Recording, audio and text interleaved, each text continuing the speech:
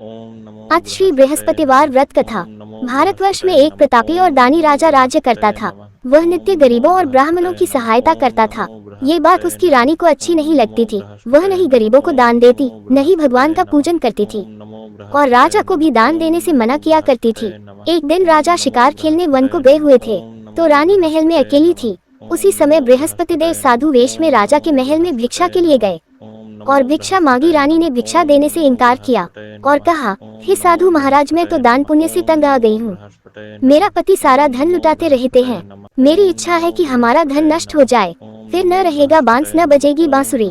साधु ने कहा, देवी तुम तो बड़ी विचित्र हो। धन संतान तो सभी चाहते हैं, पुत्र और लक्ष्मी तो पापी के घर भी होने चाहिए।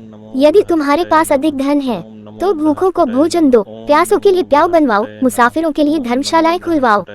जो निर्धन अपनी कुंवारी कन्याओं का विवाह नहीं कर सकते उनका विवाह करा दो। ऐसे और कई काम हैं जिनके करने से तुम्हारा यश लोक परलोक में फैलेगा। परंतु रानी पर उपदेश का कोई प्रभाव न पड़ा। वह बोली, महाराज आप मुझे कुछ न समझाएं। मैं ऐसा धन नहीं चाहती जो हर जगह बांटती फिरूं। साधु ने उत्तर दिया, यदि तुम्हारी ऐसी इच्छा है तो तथास्तु। तुम ऐसा करना कि बृहस्पतिवार को घर लीपकर पीलीती से अपना सिर धोकर स्नान करना, टी चढ़ाकर कपड़े धोना।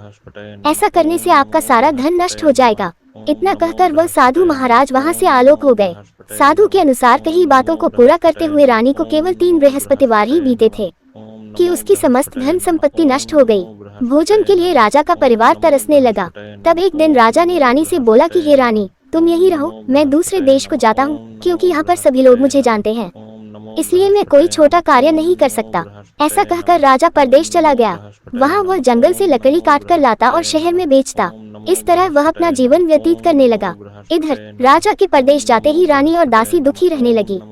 एक बार जब रानी और दासी को 7 दिन तक बिना भोजन के रहना पड़ा तो रानी ने अपनी दासी से कहा, हे दासी, पास ही के नगर में मेरी बहन रहती है, वह बड़ी धनवान है, तू उसके पास जा और कुछ ले आ ताकि थोड़ी बहुत गुजर बसर हो जाए। दासी रानी की बहन के पास गई।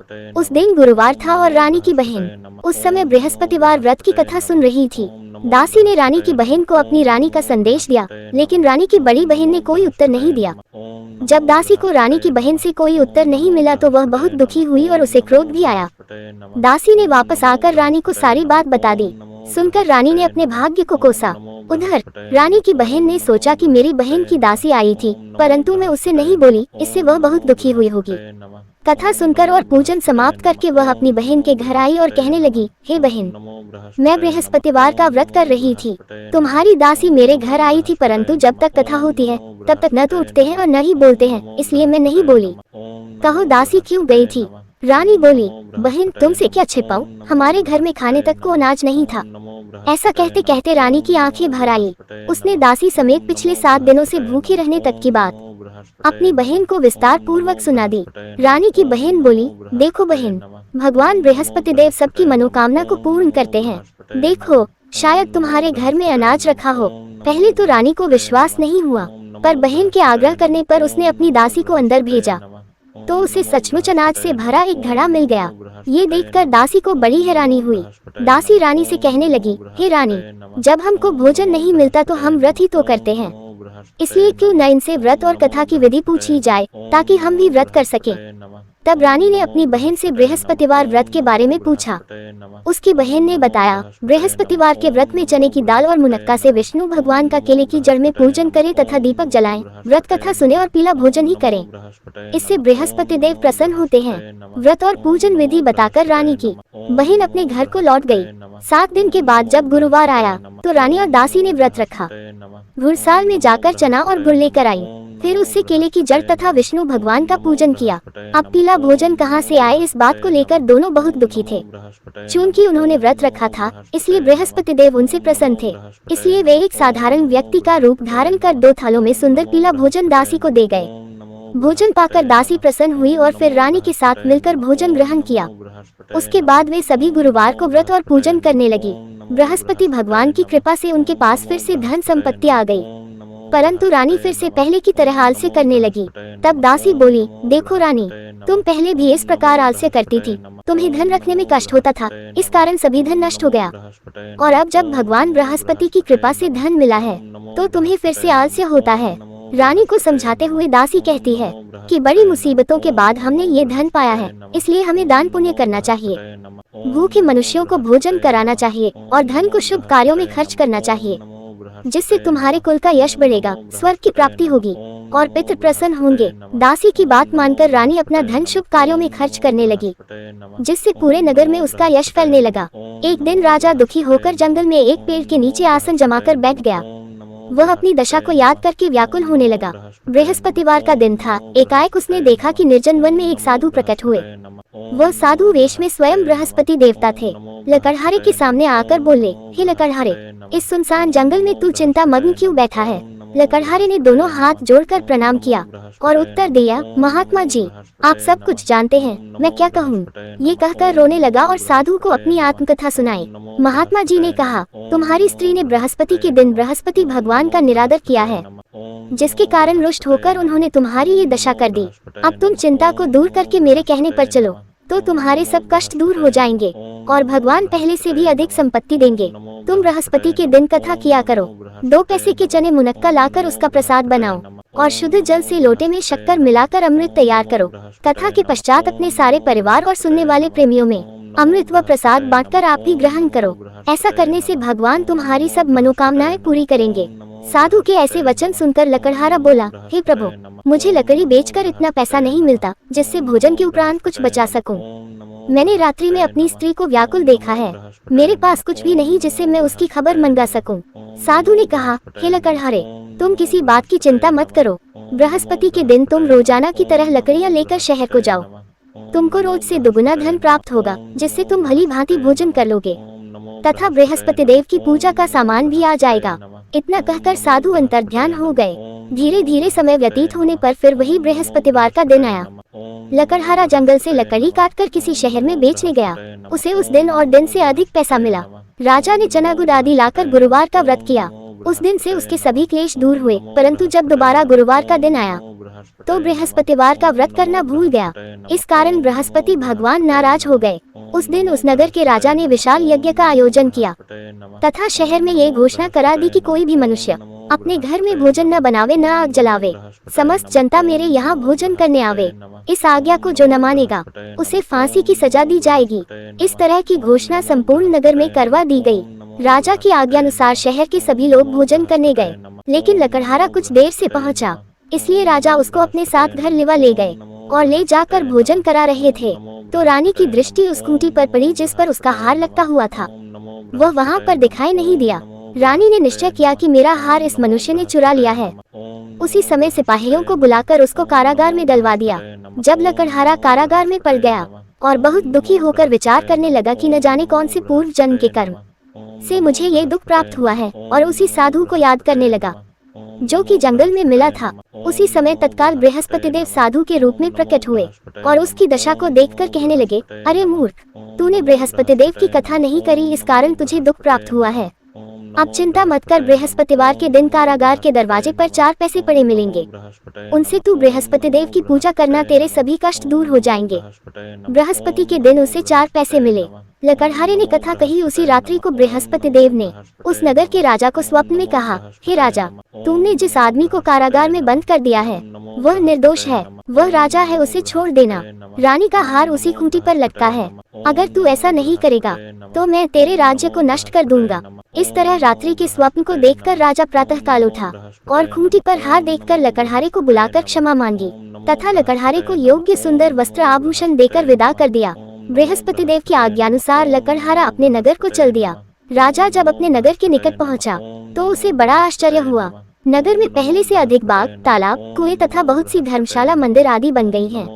राजा ने पूछा, ये किसका बाग और धर्मशाला है? तब नगर के सब लोग कहने लगे, ये सब रानी और बांदी के हैं। तो राजा को आश्चर्य हुआ और गुस्सा भी आया। जब रानी ने ये खबर सुनी कि राजा आ रहे हैं तो उन्होंने बांदी से कहा कि हे दासी, देख राजा हमको कितनी बुरी हालत में छोड़ गए थे। हमारी ऐसी हालत देखकर वह लौट न जाएं, इसलिए तू दरवाजे पर खड़ी हो जा। आज्ञानुसार दासी दरवाजे पर खड़ी हो गई। राजा आए तो उन्हें अपने साथ लिवा लाए। तब राजा ने क्रोध करके अपनी रानी से पूछा कि यह धन तुम्हें कैसे प्राप्त हुआ है? तब उन्होंने कहा, हमें ये सब धन बृहस्पति देव के इस व्रत के प्रभाव से प्राप्त हुआ है। राजा ने निश्चय किया कि 7 रोज बाद तो सभी बृहस्पति देव का पूजन करते हैं, परंतु मैं प्रतिदिन दिन में 3 बार कहानी तथा रोज व्रत किया करूंगा। अब हर समय राजा के दुपट्टे में चने की दाल बंधी रहती तथा दिन में 3 बार कहानी कहता। एक रोज राजा ने विचार किया कि चलो अपनी बहन के यहाँ हो आवे। इस तरह निश्चय कर राजा घोड़े पर सवार हो अपनी बहन के यहाँ को चलने लगा। मार्ग में उसने देखा कि कुछ आदमी एक मुर्दे को ले जा रहे हैं। उन्हें रोककर राजा कहने लगा, अरे भाइयों, मेरी बृहस्पति देव की कथा सुन लो। वे बोले, लो, हमारा तो आदमी मर गया है, इसको अपनी कथा की पड़ी है। परंतु कुछ आदमी बोले, अच्छा कहो, हम तुम्हारी कथा भी सुनेंगे। राजा ने दाल निकाली और जब कथा आधी हुई थी कि मुर्दा हिलने लग गया और जब कथा समाप्त हो गई तो राम राम करके मनुष्य उठकर खड़ा हो गया। आगे मार्ग में उसे एक किसान खेत में हल चलाता मिला। राजा ने उसे देख और उससे बोले, अरे भैया, तुम मेरी बृहस्पतिवार की कथा सुन लो। किसान बोला, जब तक मैं तेरी कथा सुनूंगा तब तक 4 हराया जोत लूंगा। जा अपनी कथा किसी और को सुनाना। इस तरह राजा आगे चलने लगा। राजा के हत्ते ही बैल पछाड़ खाकर गिर गए तथा किसान के पेट में बड़ी जोर का दर्द होने लगा। उस समय उसकी माँ रोटी लेकर आई। उसने जब ये देखा तो अपने पुत्र से सब हाल पूछा और बेटे ने सभी हाल कह दिया तो बुढ़िया दौड़ी दौड़ी उस घुड़सवार के पास गई और उससे बोली कि मैं तेरी कथा सुनूंगी, तू अपनी कथा मेरे खेत पर चलकर ही कहना। राजा ने बुढ़िया के खेत पर जाकर कथा कही, जिसके सुनते ही वह बैल उठ खड़ी हुई तथा किसान के पेट का दर्द भी बंद हो गया। राजा अपनी बहन के घर पहुंचा। बहन ने भाई की खूब मेहमानी की। दूसरे रोज प्रातःकाल राजा जगा तो वह देखने लगा कि सब लोग भोजन कर रहे हैं। राजा ने अपनी बहन से कहा, ऐसा कोई मनुष्य है जिसने भोजन नहीं किया हो, मेरी बृहस्पतिवार की कथा सुन ले। बहन बोली, हे भैया, ये देश ऐसा ही है कि पहले यहाँ लोग भोजन करते हैं, बाद में अन्य काम करते हैं। अगर कोई पड़ोस में हो तो देख आऊं। वह ऐसा कहकर देखने चली गई, परंतु उसे कोई ऐसा व्यक्ति नहीं मिला जिसने भोजन न किया हो। अतः वह एक कुम्हार के घर गई जिसका लड़का बीमार था। उसे मालूम हुआ कि उनके यहाँ 3 रोज से किसी ने भोजन नहीं किया है। रानी ने अपने भाई की कथा सुनने के लिए कुम्हार से कहा। वह तैयार हो गया। राजा ने जाकर बृहस्पतिवार की कथा कही, जिसको सुनकर उसका लड़का ठीक हो गया। अब तो राजा की प्रशंसा होने लगी। एक रोज राजा ने अपनी बहन से कहा कि हे बहन, हम अपने घर को जाएंगे, तुम भी तैयार हो जाओ। राजा की बहन ने अपनी सास से कहा। सास ने कहा, हाँ चली जा, परंतु अपने लड़कों को मत ले जाना क्योंकि तेरे भाई की कोई औलाद नहीं है। बहन ने अपने भैया से कहा, हे भैया, मैं तो चलूंगी पर कोई बालक नहीं जाएगा। राजा बोला, जब कोई बालक नहीं चलेगा तब तुम ही क्या करोगी। बड़े दुखी मन से राजा अपने नगर को लौट आया। राजा ने अपनी रानी से कहा, हम निर्वंशी हैं, हमारा मुंह देखने का धर्म नहीं है और कुछ भोजन आदि नहीं किया। रानी बोली, हे प्रभु, बृहस्पति देव ने हमें सब कुछ दिया है, वह हमें औलाद अवश्य देंगे। उसी रात को बृहस्पति देव ने राजा से स्वप्न में कहा, हे राजा उठ, सभी सोच त्याग दे, तेरी रानी गर्भ से है। राजा की यह बात सुनकर बड़ी खुशी हुई। 9वें महीने में उसके गर्भ से एक सुंदर पुत्र पैदा हुआ। तब राजा बोला, हे रानी, स्त्री बिना भोजन के रह सकती है पर बिना कहे नहीं रह सकती। जब मेरी बहन आवे तुम उससे कुछ कहना मत। रानी ने सुनकर हाँ कर दिया। जब राजा की बहन ने ये शुभ समाचार सुना तो वह बहुत खुश हुई तथा बधाई लेकर अपने भाई के यहाँ आई। तभी रानी ने कहा, घोड़ा चढ़कर तो नहीं आई, गधा चढ़ी आई। राजा की बहन बोली, भाभी, मैं इस प्रकार न कहती तो तुम्हें औलाद कैसे मिलती। बृहस्पति देव ऐसे ही हैं, जैसी जिसके मन में कामनाएं हैं सभी को पूर्ण करते हैं। जो सद्भावना पूर्वक बृहस्पतिवार का व्रत करता है एवं कथा पता है अथवा सुनता है, दूसरों को सुनाता है, बृहस्पति देव उसकी सभी मनोकामना पूर्ण करते हैं। भगवान बृहस्पति देव उसकी सदैव रक्षा करते हैं। संसार में जो मनुष्य सद्भावना से भगवान जी का पूजन व्रत सच्चे हृदय से करते हैं तो उनकी सभी मनोकामनाएं पूर्ण करते हैं। जैसी सच्ची भावना से रानी और राजा ने उनकी कथा का गुणगान किया तो उनकी सभी इच्छाएं बृहस्पति देव जी ने पूर्ण की थी। इसलिए पूर्ण कथा सुनने के बाद प्रसाद लेकर जाना चाहिए। हृदय से उसका मनन करते हुए जयकारा बोलना चाहिए। बोलो बृहस्पति देव की जय, भगवान विष्णु की जय। ओम नमो बृहस्पतये नमः।